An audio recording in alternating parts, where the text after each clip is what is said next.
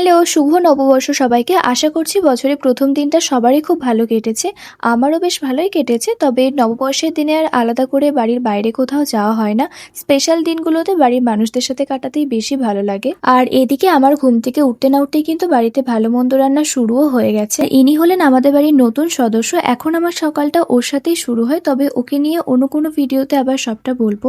আর বাড়িতে মাংস হলে একটুখানি টেস্ট করে দেখাটা কিন্তু ম্যান্ডেটরি। এরপরে আমার একটা পার্সেল আসলো। কিছুদিন আগেই একটা এসির কভার অর্ডার করেছিলাম, সেটাই আজকে দিয়ে গেল। আর এটা হচ্ছে ফাইনাল লুক। এরপরে আমি লাঞ্চে বসে গেলাম। আর আজকের দুপুরে স্পেশাল লাঞ্চে ছিল একটা ভাজা, মাটন আর আমের চাটনি। এরপরে খেয়েছিলাম হচ্ছে একটুখানি কোল্ড ড্রিঙ্কস। তারপরে সারাদিনে আর তেমন কিছুই করা হয়নি। আর সন্ধ্যাবেলাতে বাপি এরকম টাইপের একটা আইসক্রিম এনেছিল, জানি না এটাকে কি বলে, তবে খেতে কিন্তু বেশ টেস্টি ছিল। পয়লা বৈশাখের দিনে প্রত্যেক বছরই এরকম অনেকগুলো করে ক্যালেন্ডার আসে, আর একজন হালখাতাতে এগুলো দিয়েছে। তবে এগুলো আজ আর খাবো না, কারণ আজকে অনেক কিছু খেয়েছি। আজকের জন্য এতটুকুই। দেখা হচ্ছে এবার অন্য কোনো ভিডিওতে। টাটা।